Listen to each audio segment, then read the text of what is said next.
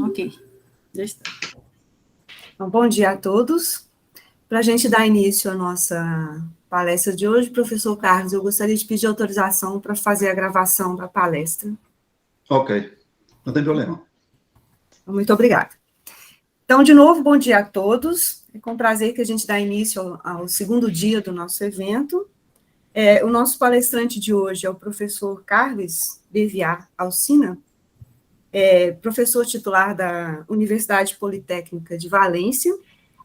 Ele tem interesse na área de pesquisa, né? A gente deu uma pesquisada, singularidade de aplicações reais e complexas, geometria algébrica, né? Mapas polinomiais, injetividade de mapas polinomiais.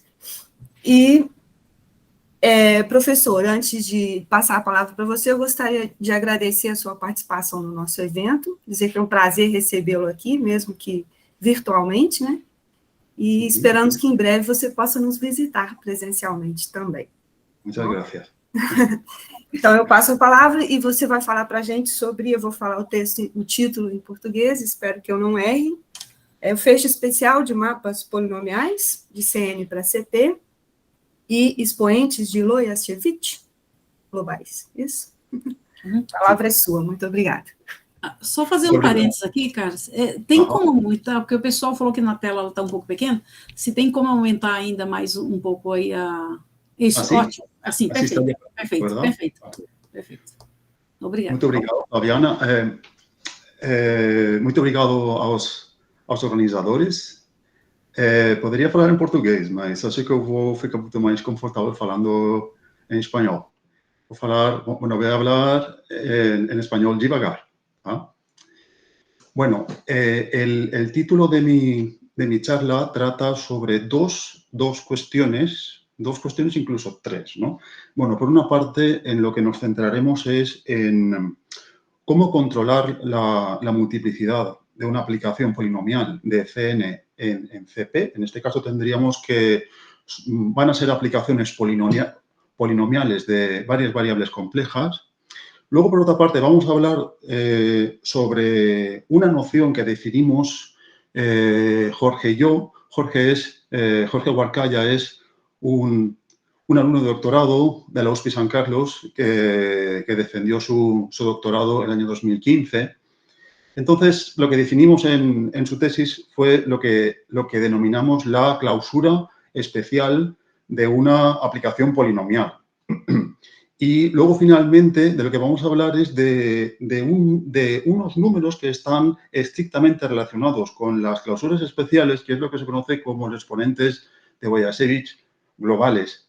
Luego, por otra parte, cuando hayamos hablado de la multiplicidad de las clausuras especiales y de los exponentes de Lojašević globales, vamos a intentar conectar todo esto con la conjetura jacobiana. La conjetura jacobiana es una conjetura que es mundialmente conocida, no se ha resuelto aún, y esta conjetura dice que toda aplicación polinomial de CN en CP cuyo determinante jacobiano fuera constante debe ser biyectiva globalmente.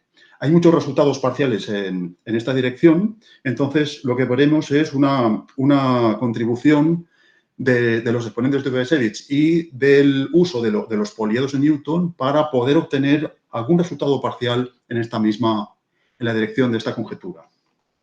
Vamos a empezar por unas cuantas definiciones bien básicas.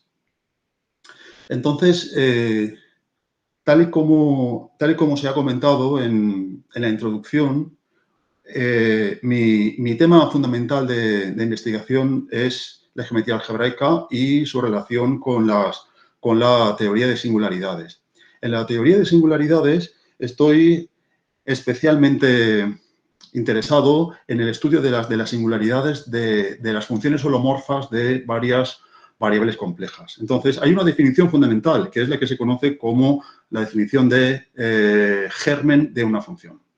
Entonces, cuando partimos de dos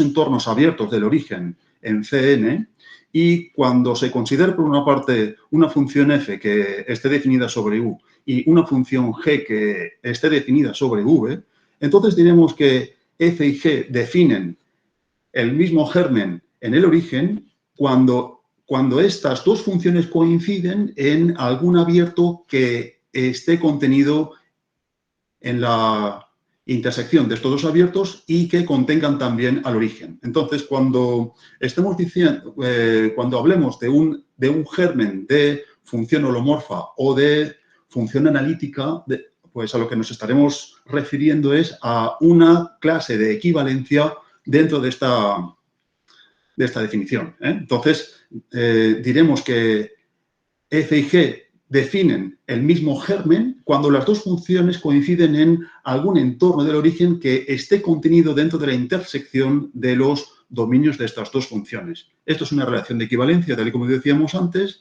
y el conjunto cociente voy a denotarlo por ON. Entonces, ON es un anillo que es el que estaría formado por estaría formado por el conjunto de los gérmenes holomorfos de CN en C.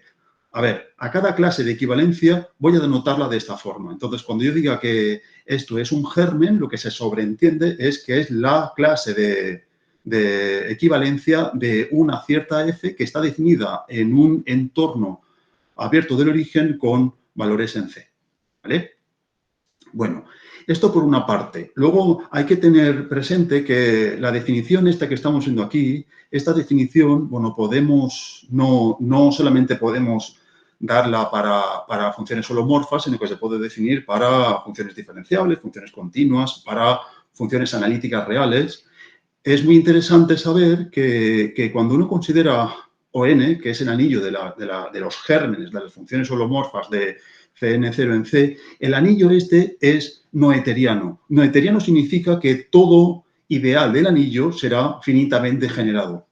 Cuando cambiamos C por R, cuando uno cambia el cuerpo base, que es C, cuando cambiamos C por R y consideramos el anillo de las funciones analíticas en un entorno del origen, el anillo ya no es noetheriano. Pero, bueno, me voy a fijar solo en el caso complejo. En este caso, vamos a tener que ON es un anillo noetheriano y, como es un anillo noetheriano, lo que podemos aplicar es todas las herramientas de álgebra local. A ver, álgebra local, ¿por qué? Pues porque lo que tenemos es que este anillo es un anillo local. Un anillo local significa que tiene un único ideal maximal. El ideal maximal de ON, el ideal maximal, voy a denotarlo por MN. MN, esto es el ideal maximal, esto es el ideal maximal de ON. El ideal maximal de ON. Vale, el ideal maximal estaría formado por todas aquellas funciones, esto estaría formado por todas aquellas funciones f de ON que mandan el 0 al 0, tales que f de 0 coincide con 0. Entonces, aquí lo que tenemos es un anillo con muy buenas propiedades. Es un anillo local, es un anillo noetheriano y, por tanto, podemos aplicar todas aquellas herramientas, las más conocidas sobre álgebra local. En particular, lo que me interesará es usar teoría de la multiplicidad. Más cosas. Una definición básica es la siguiente. Cuando fijamos un sistema coordenado x1, xn en Cn, y cuando yo fijo cualquier vector k, cuando se fija aquí cualquier vector k con coordenadas enteras no negativas, entonces denotaremos este monomio que estamos viendo aquí, voy a denotarlo simplemente de esta forma que estamos viendo aquí. Entonces, cuando yo vea x elevado a k, lo que se sobreentenderá es que esto es un monomio en estas variables. De esta forma, cuando h es cualquier elemento de ON, entonces esto aquí significa que h es un germen de una función holomorfa definida en un entorno del origen, entonces este h podemos reescribirlo en serie de Taylor. En serie de Taylor significa que esto aquí puedo escribirlo como la suma de una serie de unos AK que está multiplicado por x elevado a k, donde todos estos de aquí serían monomios y donde estos k, bueno, varían en una determinada región. Aquí lo que tendríamos es que el h obviamente podría ser polinomial. Entonces, el soporte de h voy a definirlo como el conjunto de los k, tales que a sub k no es 0. Entonces, cuando yo tengo cualquier h, cuando yo considero la reescritura de H como la suma de una serie de Taylor, entonces lo que se puede definir es el soporte de H. El soporte de H estaría formado por todos los exponentes estos que tenemos aquí. Entonces, serían todos estos exponentes que tenemos aquí. Entonces, finalmente, el poliedro de Newton de H, bueno, que voy a denotarlo por gamma más de H, esto se define como la envoltura convexa, ¿no? Envoltura convexa de todas aquellas cosas de la forma K más V, de tal forma que K está en el soporte de H y V está en el octante positivo. En caso de que la H valiera 0,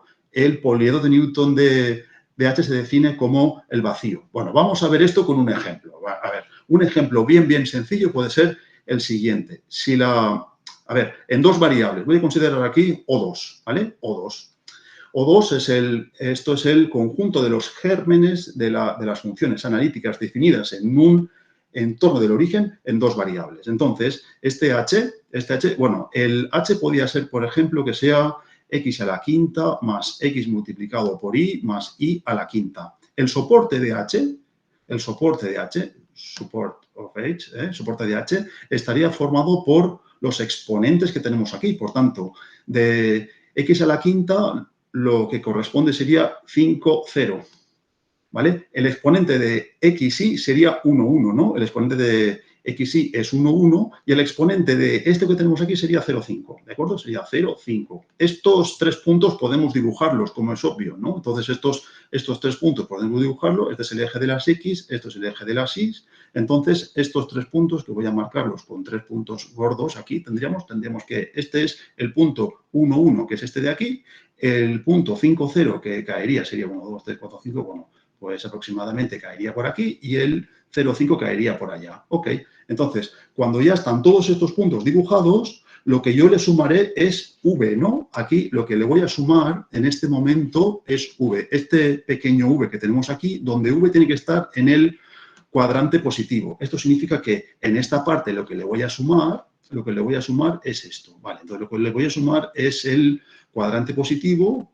Aquí se lo sumo también. Y a este que tenemos aquí, y a este punto de aquí, se lo sumo. Y lo que tomamos es la envoltura convexa de todo esto, ¿de acuerdo? Envoltura convexa, this is equal to the convex, ¿no? Envoltura convexa de este conjunto que tenemos aquí, ¿de acuerdo? Entonces, cuando ya tenemos todo este soporte correctamente dibujado, cuando ya tenemos estos tres puntos dibujados, sobre cada uno de estos puntos lo que voy a trasladar es el cuadrante positivo y cuando ya está dibujado sobre cada uno de estos puntos, lo que se toma es la envoltura convexa. Y la envoltura convexa, ¿cómo es en este caso? Pues lo que va a quedar es algo como sigue, es algo como lo que vais a ver ahora mismo. Sería esta línea que tenemos aquí, esta línea, yo la junto con esta, la junto también con esta y todo esto que tenemos aquí, ¿de acuerdo? Entonces, la envoltura convexa de todo esto sería toda esta región que tenemos aquí, sería toda esta región que tenemos aquí, ¿vale? Esto es lo que se conoce como el poliedro de Newton de H.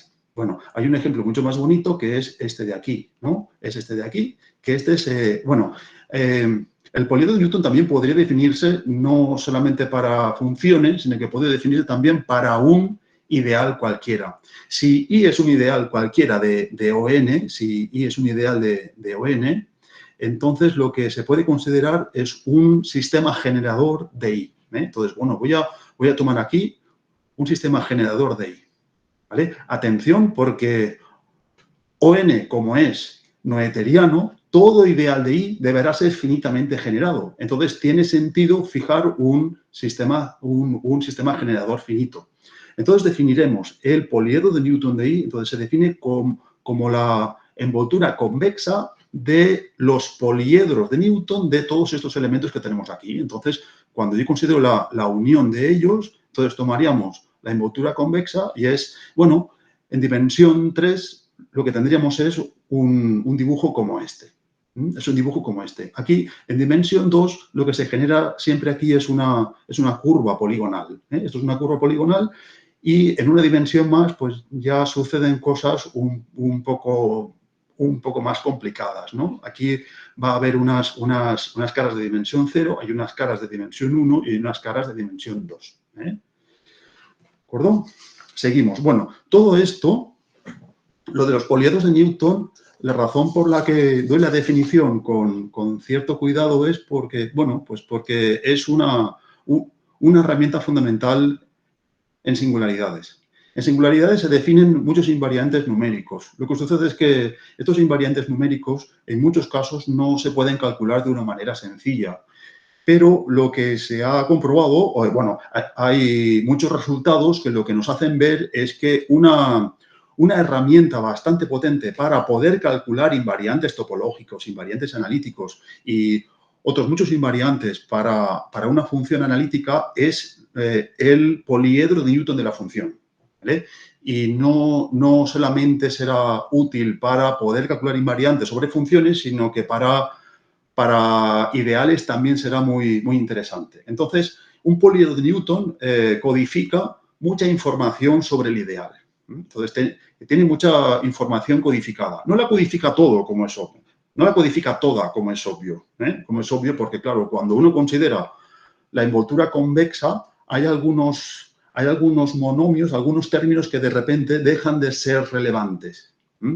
Ya no son vértices.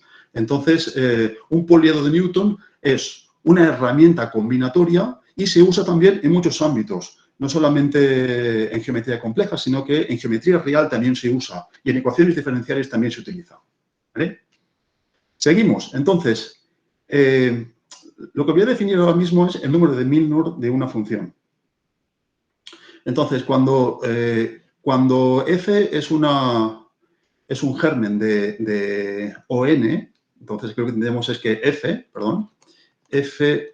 f puedo escribirlo como, vale, esto es un germen que va de Cn0 en C, de Cn0 en C, ¿de acuerdo? En C. Entonces, voy a denotar por J de f es el ideal de ON generado por las derivadas parciales de f respecto de las n variables. Entonces, tenemos que cuando yo tengo cualquier f, el J de f es el ideal generado por todos estos elementos que tenemos aquí.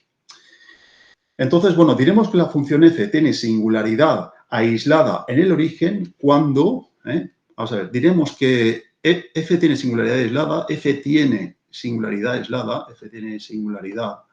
aislada en el origen, aislada en cero, cuando el conjunto de ceros del ideal jacobiano, bueno, que habría denotado de esta forma, estaría formado solamente por el origen.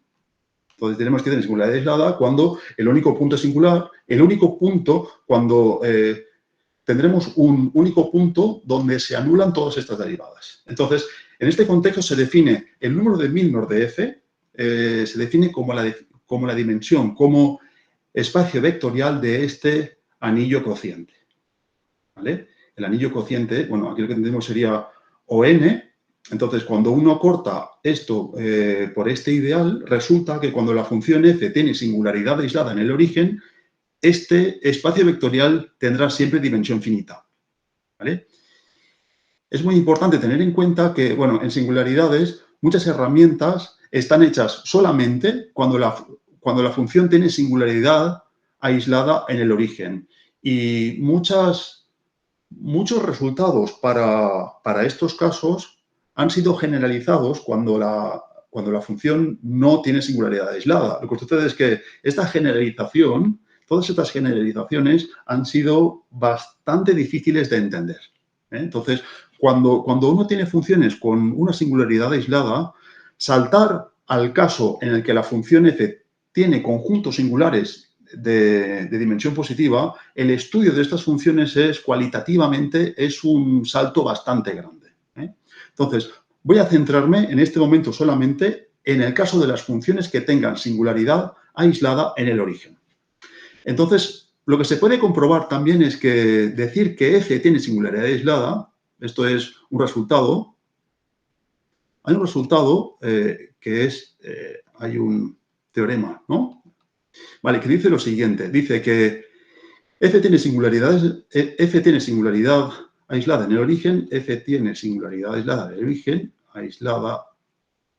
en el origen, sí y solo si existe alguna potencia del ideal maximal que está contenida dentro del ideal jacobiano. O sea que esto aquí significa que existe algún R mayor o igual que 1, tal que la potencia de orden R del ideal maximal está dentro del J de F. Y esto es lo que hace que este espacio vectorial que tenemos aquí tenga dimensión finita. Vale, pues la dimensión de este espacio es lo que se conoce como el número de Milnor de F. El número de Milnor, ¿de acuerdo? El número de Milnor de F se define de esta forma. Y esta es la definición. Vale. Milnor interpretó este número desde el punto de vista topológico. Y lo que se puede probar es lo siguiente.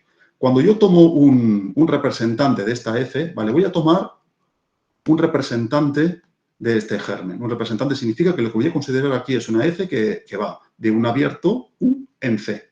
En C. Entonces, lo que se puede probar es que, bueno, aquí lo que habíamos dicho es que, claro, como aquí pone 0 y aquí pone 0 también, aquí lo que tendremos es que f de 0 sigue siendo 0. F de 0 sería 0. Entonces, lo que se puede probar es que para puntos que estén suficientemente cercanos del origen, para todo punto suficientemente cercano aquí, en el lado de la izquierda, para todo punto suficientemente cercano, para todo punto I que esté por aquí, la antiimagen de este punto, el f-1 de I, es del mismo tipo de homotopía que la suma conexa, bueno, que el wedge de varias esferas. Entonces, homotópicamente, el f-1 de I puede verse, es del mismo tipo de homotopía de un wedge de muchas esferas.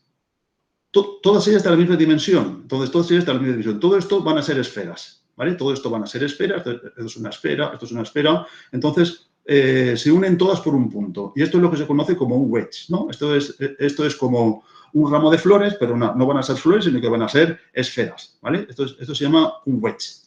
Entonces, lo que se prueba es que cuando tenemos funciones con singularidades dadas en el origen, cuando tenemos puntos suficientemente próximos de 0, cuando yo tengo aquí una I, la imagen inversa de I resulta que es del mismo tipo de homotopía de un wedge de varias esferas de dimensión real 2n-1.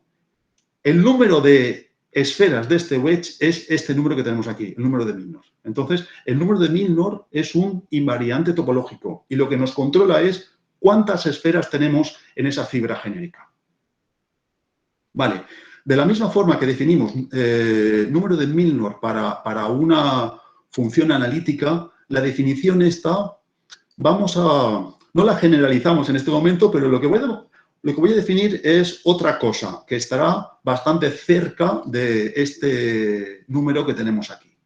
Voy a considerar ahora mismo una función polinomial de Cn en C.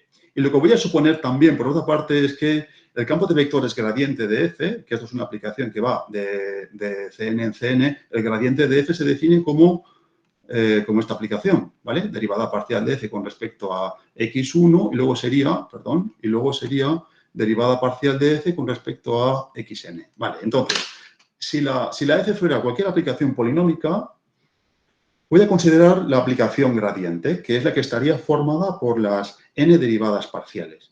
Voy a suponer que la aplicación esta que tenemos aquí, que la aplicación gradiente, tiene solamente un conjunto finito de ceros. Entonces, voy a suponer en este momento que esta aplicación solamente tiene un conjunto finito de ceros. Entonces, voy a definir el número de Milnor global de F, voy a definirlo de esta forma. A ver, voy a definirlo de una manera similar, porque aquí lo que tenemos es el ideal generado por estas derivadas parciales, pero mucho cuidado porque lo que tenemos aquí arriba ya no es ON, sino que es el anillo de los polinomios en n variables. Este anillo no es local, sí es noetheriano, pero ya no es un anillo local. Este ya no es local. Tampoco tiene dimensión de Krull. A ver, la dimensión de Krull sería n. Este anillo también tiene dimensión de Krull n, pero estamos hablando de dos anillos radicalmente distintos.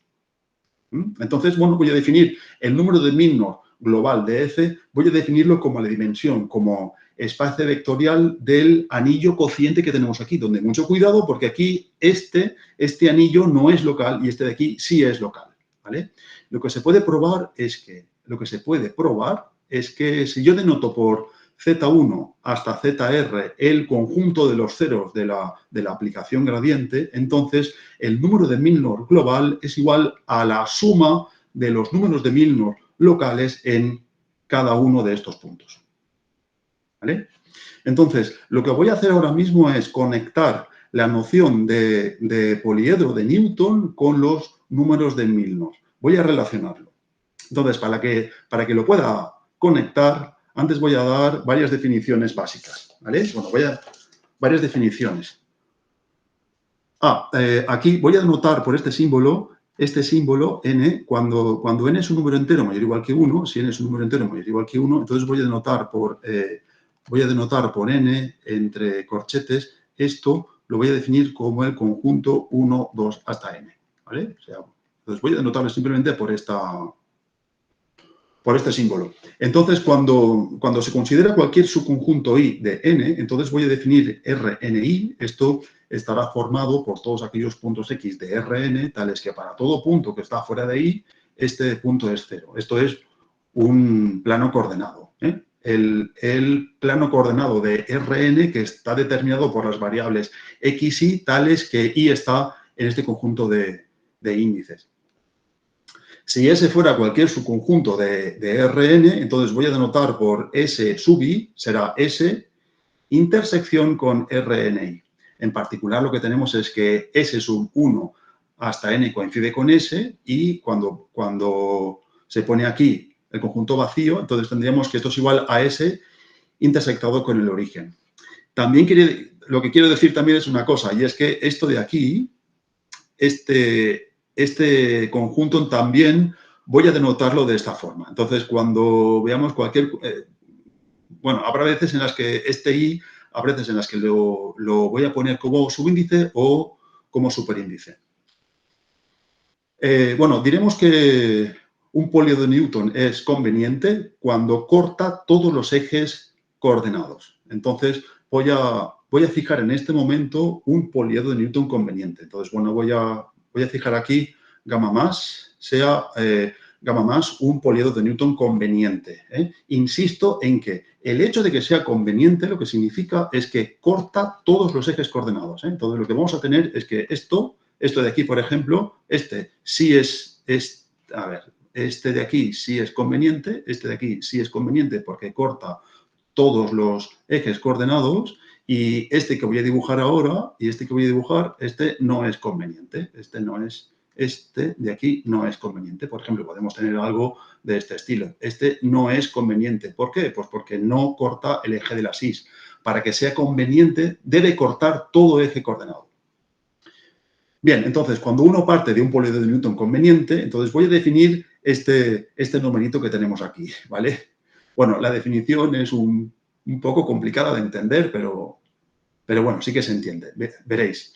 El Vn, esto lo que significa es el volumen de dimensión n del complementario. ¿El complementario qué es? Bueno, el poliedro de Newton podría ser, por ejemplo, todo esto de aquí, ¿vale? Esto es el poliedro de Newton del inicio. Entonces, es el área de esta región,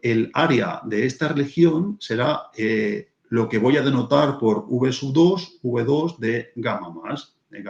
O sea, no es el volumen de gamma, sino que es el volumen del complementario de gamma en el cuadrante positivo. ¿Vale? O sea, que esto de aquí es esto que tendría volumen de dimensión 2, que es el área de esta región. Por lo tanto, sería, entonces, bueno, podemos hablar del V2, ¿no? Esto es el área o volumen de dimensión 2 de gamma más, que esto de aquí, bueno, por un abuso de notación, lo que estoy queriendo denotar es el área del complementario de este conjunto en el cuadrante positivo, ¿vale? Por tanto, vale, el Vn-1, ¿qué será? Bueno, el Vn-1 será la suma de todos los volúmenes de orden n-1 de lo que resulta cuando cortamos este poliedro de Newton con los hiperplanos coordenados cuya dimensión sea n-1. Entonces, esta definición, cuando se pone aquí dentro cualquier otro entero, bueno, por ejemplo, el n-2, ¿qué es? El n-2, ¿qué será? Pues bueno, habrá que cortar este poliedro de Newton con los hiperplanos coordenados que tengan dimensión n-2. Entonces, cuando uno calcula todos los volúmenes de dimensión n-2 de todos esos poliedros, cuando se suman todos, esa suma es la que denotamos de esta manera. ¿Vale? Entonces, aquí lo que tenemos es una suma alternada. Aquí lo que tenemos es n factorial multiplicado por este volumen menos n-1 factorial multiplicado por este volumen hasta que se termina toda esta lista y al final lo que sale es un hermoso -1 elevado a n. ¿Vale? Un ejemplo bastante sencillo es el siguiente. Si lo encuentro. Vale, muy bien. Vale, vamos a ver. Vale, un buen ejemplo podría ser el siguiente. Vale, voy a considerar, por ejemplo, voy a considerar el siguiente poliedro de Newton. Esto es el eje de las X, ¿vale? Voy a considerar aquí el eje de las X, que es esto de aquí, ¿vale? Esto es el eje de las X y esto es el eje de las Y, ¿vale? El eje de las X, de las Y. Vale, voy a considerar un poliedro de Newton. El poliedro de Newton que sea, el que está generado por estos tres monomios, que sea x elevado a a, aquí voy a poner x al cuadrado y cuadrado, ¿vale? Aquí voy a poner x al cuadrado y cuadrado, y aquí que sea y elevado a b, donde voy a suponer que tanto a como b son dos números enteros mayores o iguales que 5, ¿vale? Mayores o iguales que 5. Muy bien, entonces tendríamos que A, de repente el A podría estar por aquí, el A puede estar por aquí, ¿no? Este punto que tenemos aquí podría ser el A, este aquí que sea el A, este punto que tenemos aquí podría ser el B y este monomio es este que tenemos aquí, ¿vale? Por tanto, este poliedro de Newton estaría determinado por estos tres vértices. Entonces, para que lo pueda dibujar, pues nada, simplemente lo que se tiene que hacer es dibujar sobre cada uno de estos tres puntos, ¿vale? Vamos a dibujar sobre cada uno de estos tres puntos el cuadrante positivo, ¿vale? Entonces esto se dibujaría, vale, cuando ya está dibujado por aquí, vale, trasladamos el otro cuadrante positivo también, vale, voy a trasladarlo hasta este punto y voy a trasladarlo también aquí. Muy bien, entonces, la envoltura convexa de lo que resulta, ¿qué es? Pues la envoltura convexa de lo que resulta es esto de aquí, ¿no? Sería esto con esto y este punto con este, ¿vale? El poliedro de Newton es todo esto que voy a pintar ahora mismo, ¿eh? El poliedro de Newton sería todo esto. El poliedro de Newton determinado por estos tres monomios es todo esto que tenemos aquí, ¿vale? Esto es el poliedro de Newton. El número de Newton, ¿cómo se definía? A ver, en este contexto, el número de Newton, al aplicar esta definición que tenemos aquí, vale, voy a aplicarla. Entonces, a ver, si la aplico rigurosamente, como es obvio, que lo que tenemos es que el número de Newton de este poliedro, pues sería 2 factorial por el volumen de dimensión 2 del gamma más, ¿no? Del gamma más. Luego sería menos V1 de gamma más, y luego sería más menos 1 al cuadrado. Vale, menos 1 al cuadrado porque lo que tenemos al final de esta lista, aquí lo que tenemos es este término que tenemos aquí, ¿vale? Bueno, menos 1 elevado a n. Muy bien, vamos a por ello. ¿Esto de aquí qué es? El V2 de gamma más es el área de la región determinada, es el área de R2 mayor o igual que 0 menos este poliedro de Newton, ¿vale? Menos este poliedro. Por tanto, lo que tendríamos aquí es el área de esto, ¿vale? Vale, todo esto multiplicado por 2. Entonces, bueno, sería bastante sencillo comprobar que esto es igual a 2 por A más B, ¿vale? 2 por A más B, y luego sería menos V1, ¿vale? ¿El V1 qué es? Bueno, se necesitaría cortar este poliedro de Newton con todos los ejes coordenados que tengan dimensión 1. Por tanto, cuando yo lo corto con el eje de las X, esto aquí tiene longitud A. Cuando yo lo corto con el eje de las Y, esto me da longitud B. Por tanto, esto sería menos A menos B, ¿vale? Menos A menos B, y aquí pondríamos más 1. Bueno, aquí la suma total sería A más B más 1, A más B más 1, A más B más 1. Entonces, en ejemplos de dimensión 2 y de dimensión 3, estos números sí que se pueden calcular de una manera bastante sencilla. Seguimos. Hay un resultado que es de Kuzmirenko, que lo que dice es que cuando tenemos cualquier función f con singularidad aislada en el origen, cuando se supone que f es conveniente, esto de que la F sea conveniente lo que significa es que el poliedro de Newton de la función tiene que ser conveniente. Entonces, esta condición que tenemos aquí, esta condición de que sea conveniente, bueno, que es un término que no me termina de gustar, pero bueno, es el que se usa generalmente en la literatura. Esto es que lo que significa es que el poliedro de Newton de F debe ser conveniente, ¿vale? Debe ser conveniente. Acordaos de que, conveniente. Acordaos de que esto significa que el poliedro de Newton de F corta todos los ejes coordenados. Entonces, lo que demostró Kuznitsenko es que el nu de F, el número de Milnor de F, está acotado por abajo por el número de Newton del poliedro de Newton de F. O sea, que eso es algo bastante curioso y que las dos cosas coinciden cuando F es lo que se conoce como una función Newton no degenerada. Newton no degenerada es una condición, bueno, que luego la veremos en caso de que nos dé tiempo, pero es una condición genérica. Eso significa que casi toda función con ese mismo poliedro lo verificará. ¿Vale? Entonces, aquí lo que tenemos es esto es uno de mis resultados favoritos en matemáticas, ¿no? Porque por una parte lo que tenemos es algo que es intrínsecamente topológico, aunque esté caracterizado como la dimensión de un espacio vectorial de dimensión finita, ¿no? O sea, que esto de aquí se definía, el número de Milnor de F, ¿cómo se definía? Pues bueno, se definía como la dimensión sobre CD o n sobre el ideal generado por las derivadas parciales. Entonces, lo que tenemos es una conexión total entre algo que, aunque esté definido en términos algebraicos, es intrínsecamente topológico, está siendo relacionado con algo que es meramente combinatorio.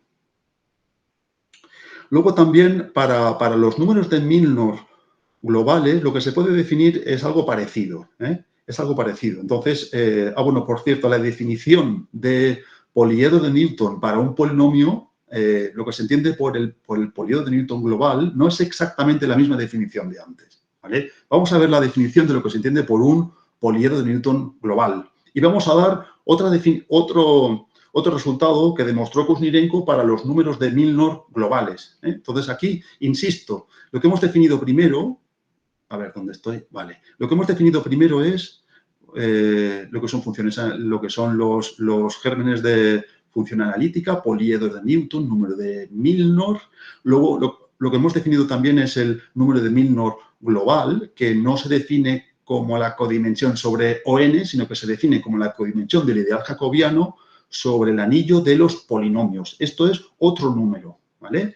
Entonces, bueno, hemos definido los números de Newton de esta manera y lo que hemos mostrado es que hay un link total, hay una conexión total entre los números de Milnor y los números de Newton, del poliedro de Newton de la función. Vale, pues algo parecido sucede para los números de Milnor globales. Y es que cuando tenemos cualquier aplicación polinomial, el número de el poliedro de Newton global se define como la envoltura convexa del soporte de F junto con el origen. Bueno, vamos a ver esto qué es.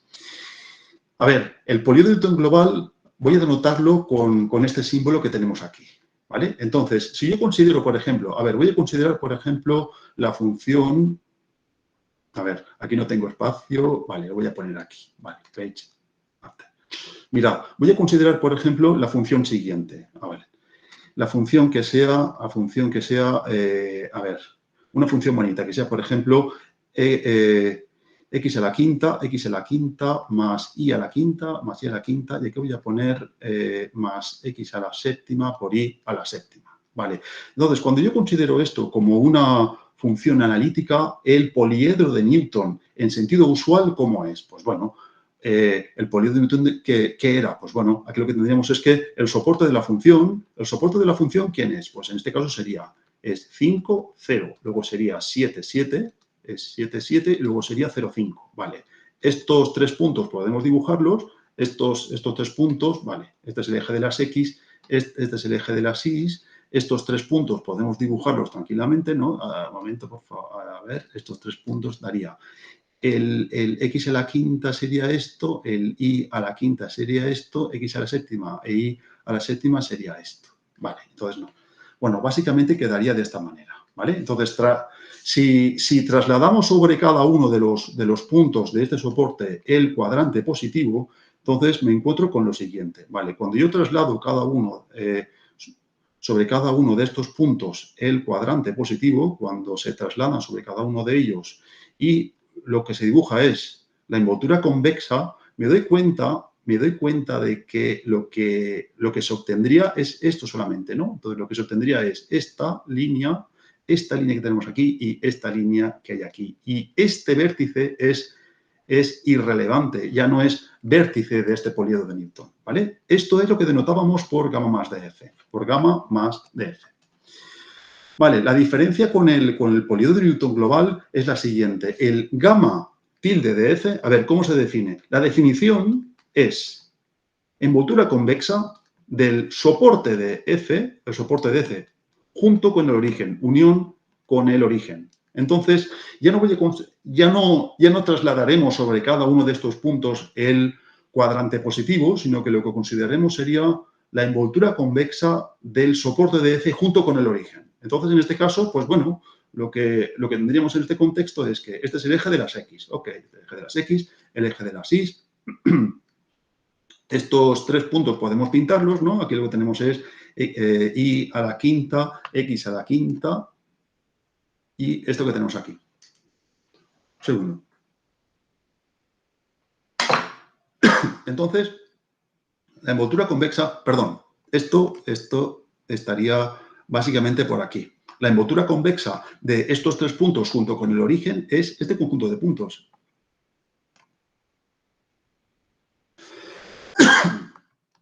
Es este conjunto de puntos. Perdón. Es esto. Esto con esto y esto con el origen. Entonces, lo que tendríamos es este conjunto de puntos. ¿Vale? Este conjunto de puntos voy a denotarlo por el gamma tilde de F. Un momento, disculpad. Un momento.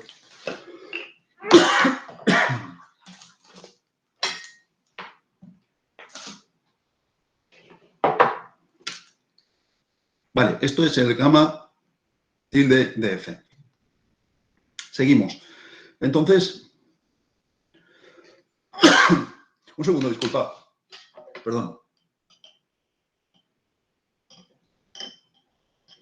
Han entrado las dos de repente por el aire acondicionado. Bueno, vamos a considerar una F con un conjunto singular que sea finito. Voy a suponer también que el gamma más de F que sea conveniente. Entonces, lo que tendríamos es que el número de Milnor global es menor o igual que el número de Newton de este poliedro de Newton global. Y que la igualdad será cierta cuando la función f sea Newton o degenerada en el infinito. Esta es una condición que, tal y como decía antes, es una condición que la verificará casi toda función. Bien, la diferencia entre este resultado, la diferencia entre este resultado y el anterior está en esta desigualdad. El sentido de la desigualdad aquí es hacia la derecha y aquí era hacia la izquierda. Hacia la izquierda. ¿Vale? Entonces, aquí lo que tenemos también es que para las aplicaciones polinomiales, lo que tenemos es que el número de Milnor global está acotado por arriba por algo combinatorio. Démonos cuenta de que el poliedro de Newton de F, el poliedro de Newton global de una función f polinomial, la definición era que esto es igual a la envoltura convexa del soporte junto con el origen. El soporte de F junto con el origen. Soporte de F junto con el origen, por tanto, todos estos conjuntos serían compactos. Todos estos conjuntos de aquí serían compactos, por tanto, el aspecto de estos conjuntos siempre van en dimensión 2 siempre sería algo como esto. Sería, bueno, pues aquí hay unos segmentos y lo que nos daría siempre es algo de este estilo. Es algo de este estilo siempre. Entonces, cuando uno fija cualquier poliedro de Newton global, lo que se está fijando es un conjunto de este estilo y lo que estaría claro es que el conjunto de las funciones con ese mismo poliedro de Newton forma un espacio vectorial de dimensión finita. Es un espacio vectorial de dimensión finita. Por tanto, todas aquellas funciones para las cuales estos dos números van a ser idénticos forman un conjunto denso en ese espacio. ¿Vale? Bueno, ya pasaron casi 50 minutos con estos preliminares. Bueno, voy a mostrar un resultado fundamental, y es que, vamos a ver, tengamos en cuenta que la definición de este número, esto de aquí se define como, esto aquí se definía, ¿no? Se definía como la dimensión sobre C del conjunto de los polinomios en n variables sobre el ideal generado por las n derivadas parciales, x sub 1 hasta x sub n. Entonces, bueno, también sería natural ver hasta qué punto podríamos conectar todos estos números con los poliedros de Newton de las n derivadas parciales. Bueno, pero esta es otra historia, y para los que quieran saber más sobre esta cuestión pueden consultar los resultados de Bernstein, Kowarski, Kushnirenko, y con lo que se encontrarán es con unos resultados que no son exactamente como los de Kushnirenko, pero están en esa misma línea. Y los volúmenes de los poliedros se sustituirían por lo que se conoce como un volumen mixto de n polítopos, que eso es una... Bueno, todos estos resultados pueden encontrarse fácilmente en libros sobre análisis convexo. ¿Vale? Bueno, vamos a por las clausuras especiales. Vale, las clausuras especiales se definen como sigue. Voy a considerar una aplicación polinomial de Cn en Cp. Entonces diremos que H es especial sobre F cuando podemos encontrar alguna constante C tal que esta desigualdad sería cierta en algún entorno del infinito. Bueno, esta desigualdad es muy analítica, y la motivación de la definición que dimos fue la caracterización de las clausuras enteras que probó Teissier junto con Monique Lejeune. Entonces, la motivación de esta definición viene de la noción de clausura entera de ideales. Entonces, cuando uno considera todos aquellos H que son especiales con respecto a F, entonces, bueno, aquí lo que se obtiene es un espacio vectorial que tendrá dimensión finita y que voy a denotar de esta manera, SP de F. SP de F estaría formado por todos aquellos polinomios especiales sobre F. Y el conjunto de los H con esta propiedad, bueno, le llamaremos clausura especial de F. Bueno, ¿y esto para qué sirve? Bueno, las clausuras especiales están íntimamente conectadas con los poliedros de Newton. Bueno, por otra parte, si yo considero cualquier aplicación polinomial, entonces voy a denotar por S de F, estaría formado por todos aquellos monomios especiales sobre F. Entonces, cuando ya tenemos todos los polinomios especiales, voy a fijarme solamente en los monomios especiales sobre F. Y lo que se cumple es algo que desde mi punto de vista creo que es algo fundamental. Y es que cuando tenemos cualquier aplicación polinomial, el S de F siempre es convexo. Quiere decir, el S de F siempre se puede reescribir como la envoltura convexa de sí mismo cortado con Zn mayor o igual que 0. Y lo que se cumple también es algo muy relevante, y es que para cualquier elemento que sea especial sobre F, el soporte de H siempre está dentro del poliedro de Newton de F. Entonces aquí lo que estamos conectando también son los poliedros de Newton con las clausuras especiales. Bien, entonces lo que conseguimos probar es el siguiente resultado. El siguiente resultado que lo que dice, bueno, esta es una de las utilidades fundamentales de las clausuras especiales. Y es que cuando tenemos cualquier aplicación finita, decir que H es especial sobre F es lo mismo que decir que la multiplicidad de F es igual a la multiplicidad de F más H por alfa para todo alfa suficientemente pequeño.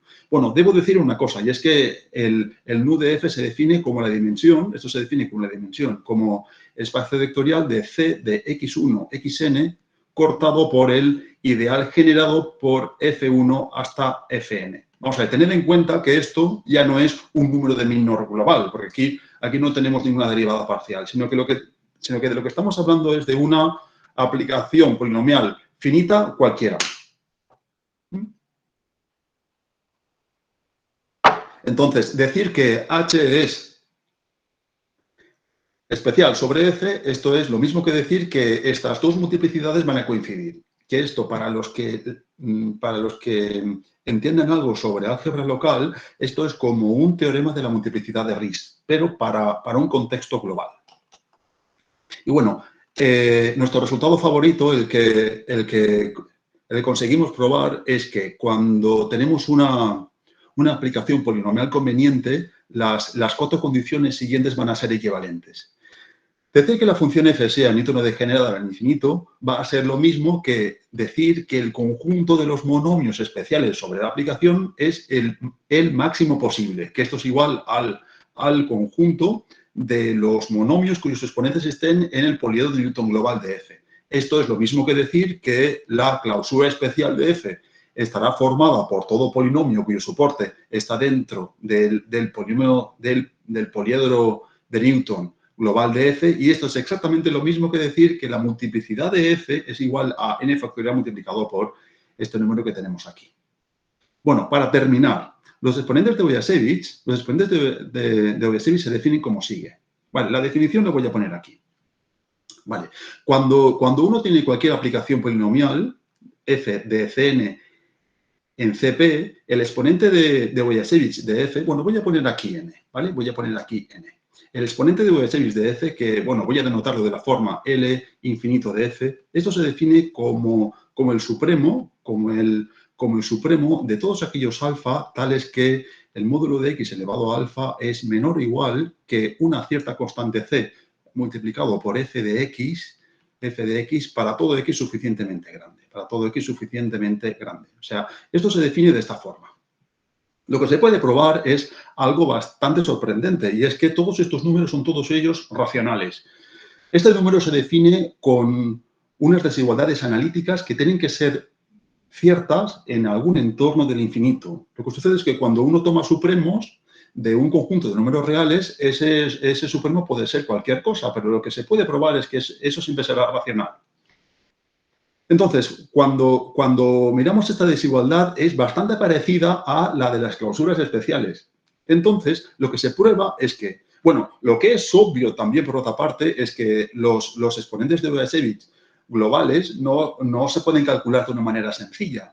Pero gracias a este resultado que estamos viendo aquí, al resultado anterior, lo que tendríamos es que cuando yo tengo cualquier aplicación polinomial conveniente, cuando dibujamos el poliedro de Newton, este poliedro puede ser de esta forma. Este poliedro puede ser, bueno, de repente puede ser de esta forma, aquí tendríamos varios vértices, ¿vale?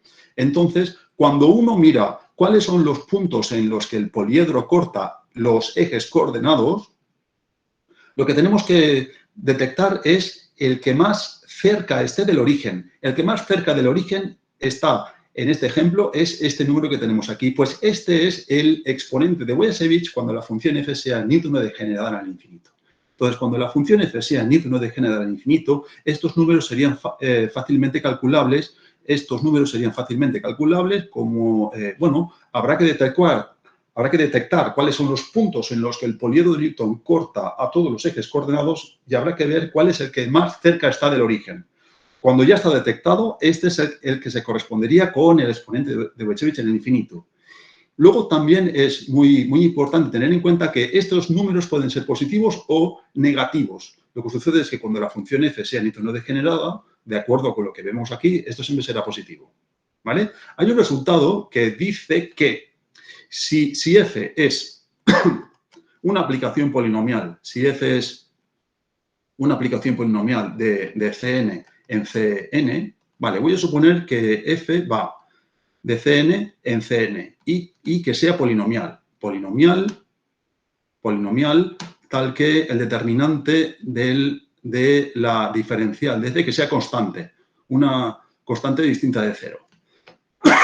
Entonces, lo que se sabe es que f es biyectiva sí, solo sí,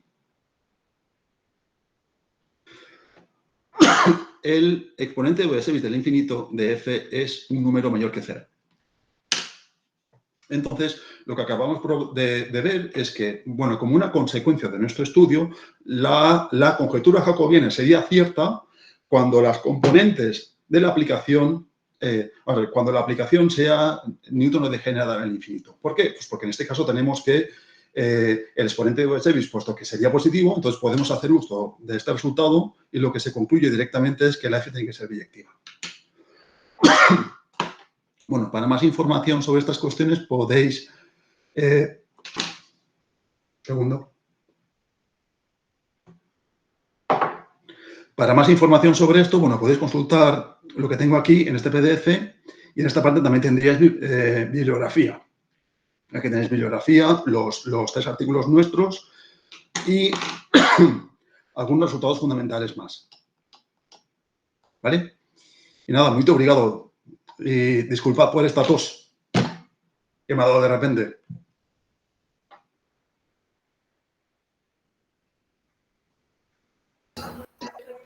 Tudo certo, professor Carlos. Muito obrigada pela apresentação. O Walter, tem alguma pergunta no chat? Alguém? Quer dizer, eu vou abrir para as perguntas. Se alguém quiser fazer alguma pergunta, algum comentário. Pode, acho que nós não somos muito, podemos abrir o microfone também. Acho que alguns não podem, né? Mas todo mundo... no chat. Tem pergunta aí?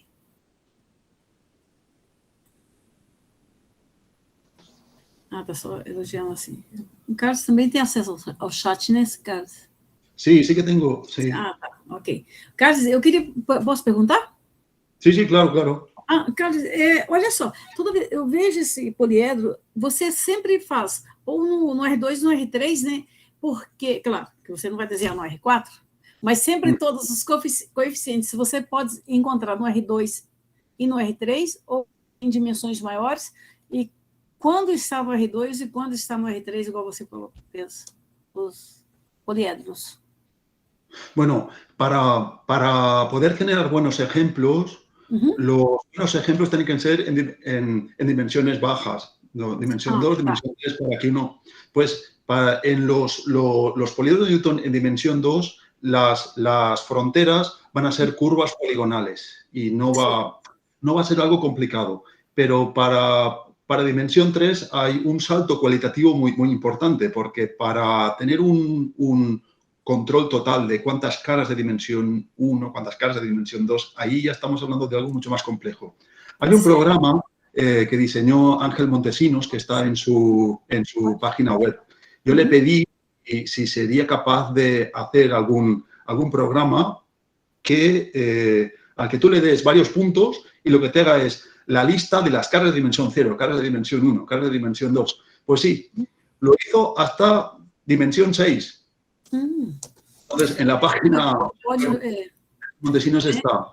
El caso local, El caso local, quiero decir. El caso local significa, bueno, el otro poliedro, que es el que cuando ya tienes todos los puntos hay que trasladar el cuadrante positivo y la envoltura convexa. Eso es infinito, ¿vale? Eso es infinito. Por tanto, entonces, para otros propósitos, yo sí que necesito saber cuántas caras de cada dimensión hay.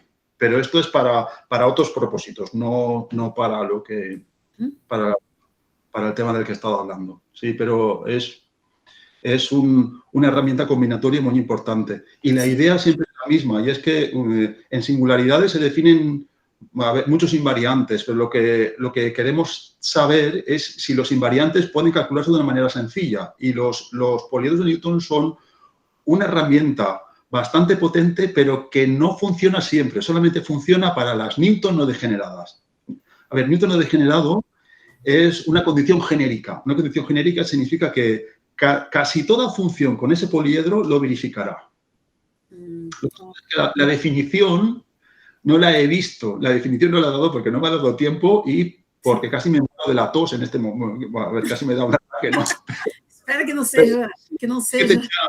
A ver, sí que tenía un par de ejemplos, pero para el que quiera saber más sobre el asunto, bueno, puede preguntarme. el artículo fundamental sobre esta cuestión es el de Kushnirenko. Esa es la raíz del asunto. Ah, ok. Tá, joia. Muito obrigada. Professor, deixa eu fazer uma pergunta. Não sei se eu entendi ou eu perdi alguma coisa, mas existe uma conexão entre o número de Milnor, quer dizer, e a multiplicidade da função polinomial, que você comenta que, claro que a polinomial é mais geral, né? Porque você vai pegar um mapa polinomial F e... Sim. Mas é claro que eu posso pensar no caso do mapa, onde as coordenadas são as derivadas parciais da F. Sim, um caso particular. Um caso particular. Então, a gente teria conexão do número de Milnor com a multiplicidade da... A gente teria uma conexão ou uma relação entre o número de Milnor, né, da F, que é a F pequena, a do germe, né, com a multiplicidade da função polinomial definida pelas coordenadas, pelas derivadas parciais da F. Sí, bueno, de hecho, cuando tienes una aplicación polinomial F, el número de Milnor global de esa F se define como la multiplicidad del campo gradiente. Eso. Entonces, una de las preguntas es la de intentar conectar ya no el número de Milnor de F con el poliedro de Newton de F, sino que se podría conectar también con el conjunto de los poliedros de Newton de las n derivadas parciales. Pero eso es otra historia. Como decía antes, hay unos resultados que son el de Li Wang y el de Khovansky, Kushnirenko, Bernstein. Entonces, ahí lo que se establece, ahí no hablan nunca de números de Milnor, sino que hablan de algo mucho más general. Aquí toman una aplicación polinomial y lo que establecen es una conexión entre la multiplicidad de F y la información dada por los n poliedros de Newton. Pero eso es otra historia, porque lo que hace Kushnirenko es conectar los números de Milnor con el poliedro de Newton de la F, no de las derivadas parciales. Pero cuando se estudian todas estas cuestiones, es muy interesante acompañar los dos puntos de vista simultáneamente. Es muy interesante. Bueno, de hecho, con Jorge, lo que estoy haciendo ahora es pasar un poco al lado de lo que hacen Li Wang. Entonces, lo que vamos a hacer ahora es intentar conectar la geometría de F con los poliedros de Newton de las derivadas parciales. Entendi. Então, muito obrigada. Achei muito interessante o assunto e o tema. Vou ler para saber mais. Agradecemos muitíssimo. Muchas gracias a todos. Uma pergunta, né? Alguém... Lembrar aí de abrir as câmeras, as fotos e aplaudir. Então, tá bom, pessoal. Eu já estou com a minha câmera aberta, então, o pessoal que puder e quiser abrir as câmeras, a gente vai agradecer o professor Carlos. E, como eu disse anteriormente, esperamos recebê-lo em breve no nosso departamento. Muito obrigada. Muito obrigado, Flaviana. Muchas gracias. Gracias a todos. Muito obrigado. Gracias. Muito obrigada. Muito bom. Gracias. Agora vamos Gracias a todos. Gracias. Vamos fazer uma foto aqui. Aí todo mundo abrir a câmera agora, por favor. Walter está pedindo aqui uma foto para... Walter está aí? Estou, professora. Vou tirar a foto já. Tá ok. Vamos ver se tira aí também.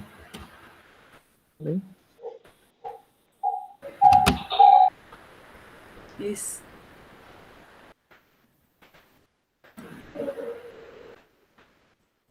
Muy bien.